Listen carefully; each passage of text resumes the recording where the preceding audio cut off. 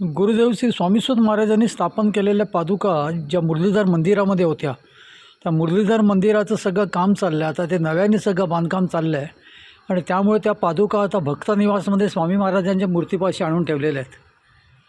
त्यामुळे मुरलीधर मंदिरात त्या पादुकांचं दर्शन आता तरी आपल्याला शक्य नाही. जे दर्शन इथे मी आल्यावरती मला हे भक्तनिवासमध्ये घडलं. श्री स्वामी समर्थ, श्री स्वामी समर्थ. खूप छान.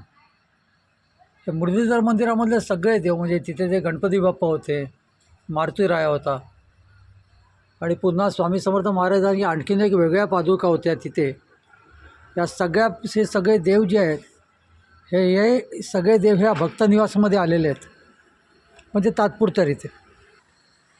आता जेव्हा केव्हा ते मुरलीधर मंदिर पुन्हा नव्याने बांधकाम त्याचं पूर्ण होईल, तेव्हा त्या स्वामीसुत महाराजांच्या स्थानावरती त्या औदुंबराच्या खाली पुन्हा या पादुकांना स्थापन करण्यात येते.